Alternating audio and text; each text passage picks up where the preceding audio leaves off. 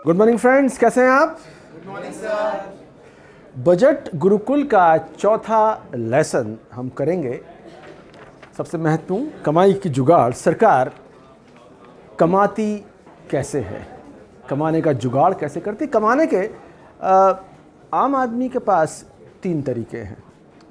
मेहनत करके कमा लें, कुछ काम धंधा कर लें, या फ्रेंड से कुछ उधार ले लें, या चक्कू लेकर निकल पड़ें और चक्कू रिवॉल्वर से कुछ पैसा कमा लें। रहजनी कर लें, चौथ वसूल लें। अरे गुरुजी क्या बात कर रहे हैं, चौथ तो गुंडे वसूलते हैं। भाई बात दरअसल क्या है कि चौथ को आप थोड़ा सा हिस्टोरिकल पर्सपेक्टिव में समझें। चौथ हमेशा गुंडे नहीं वसूलते। वसूलने वाला हर व्यक्ति गुंडा नहीं होता।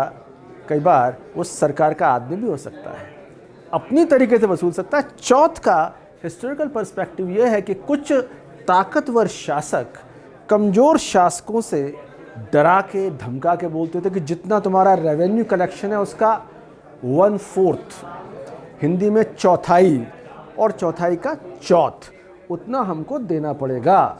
मर्जी से दो तो बहुत अच्छा, वरना बिना मर्जी के भी हम ले लेंगे। तो जो एंटिटी आपकी बिना मर्जी के भी आपसे वसूल लेती है, उसका नाम है सरकार। और दिल पे हाथ रख के बताइए, अपनी मर्जी से कर देना कौन चाहता है?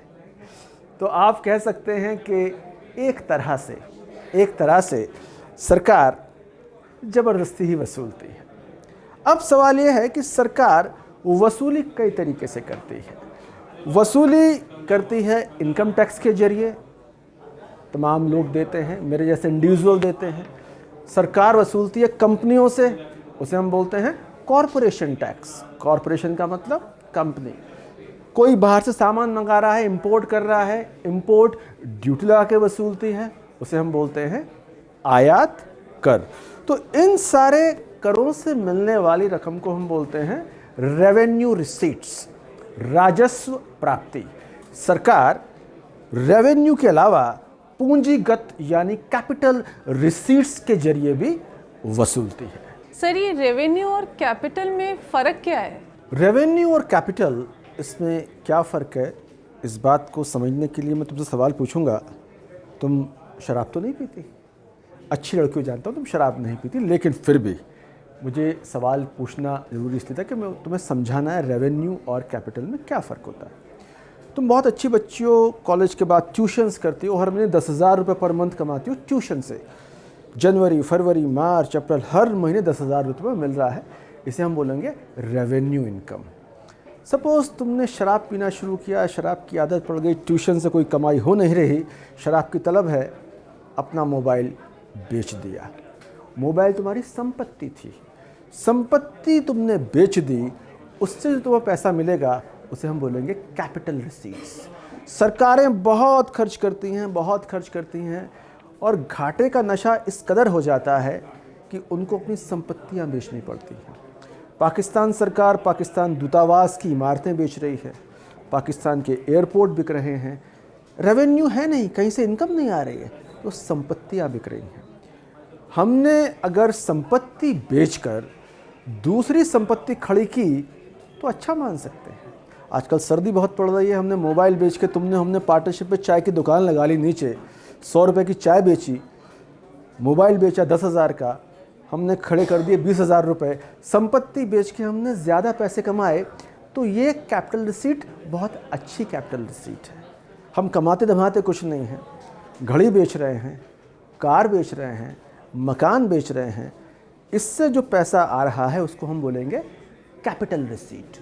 और हर महीने कुछ अर्न कर रहे हैं मेहनत करके, उसे हम बोलेंगे रेवेन्यू रिसीट। अच्छा, तो सर इसमें क्वालिटी वाली कमाई कौन सी होती है, कैपिटल वाली या फिर रेवेन्यू वाली? श्योर, बहुत अच्छा सवाल है। रेवेन्यू की इनकम बेटर या कैपिटल वाली इनकम बेटर?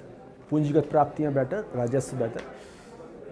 एग्जाम्पल देता हूँ, भगवान करे ऐसा ही हो। तुम्हारे फादर हज़ार गज की 5 कोठियाँ छोड़कर गए तुम्हारे लिए, और तुम्हें BA ऑनर्स इकोनॉमिक्स कराया, MA कराया, जर्नलिस्ट बनाया, तुम्हारी सैलरी 1 लाख, 2 लाख, 3 लाख, 4 लाख, यानी तुम्हारे पास अब एसेट्स भी हैं और तुम्हारी सैलरी बढ़ती चली जा रही है। फिर वन फाइन डे तुम सोचते हो यार मेरे रिक्वायरमेंट के लिए सिर्फ एक घर काफ़ी है, 4 तुम बेच देते हो और उस 4 को बेच के तुम म्यूचुअल फंड शेयर्स में इन्वेस्ट कर देते हो, एसेट्स बेच के नई एसेट्स बना ले और रेगुलर पर मंथ तुम्हारे पास आ रहा है, उस केस में वो 4 कोठियों की सेल खराब नहीं है। दूसरा एग्जाम्पल, तुम सोचते हो यार कि बाप तो 5 कोठी छोड़ के चले गए, करना क्या।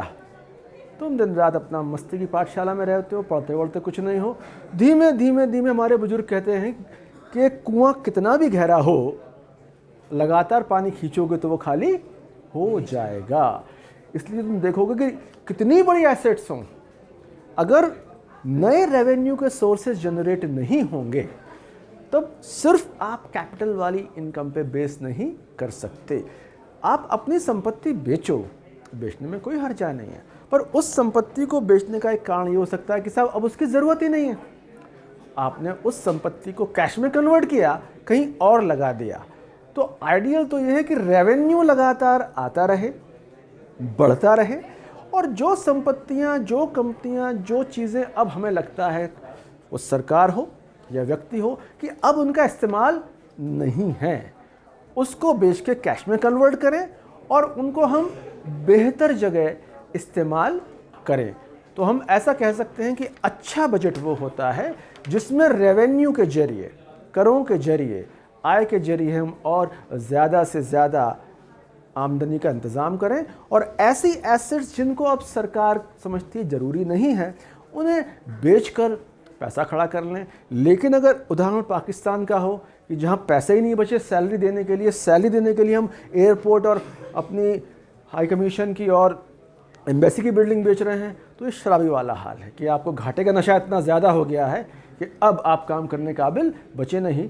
आपका एक दिन कोठी, मकान, दुकान, शर्ट, पैंट सब बिक जाएगा। वो बैंकरप्सी यानी दिवालियापने की स्थिति है। तो अच्छी एसेट कैपिटल पिताजी छोड़ गए, बहुत बढ़िया, मगर अपनी काबिलियत में, अपनी स्किल में, अपनी मेहनत में, अपने टैक्सेस में, अपनी इनकम के नए नए सोर्सेज हमको तलाशते रहने चाहिए।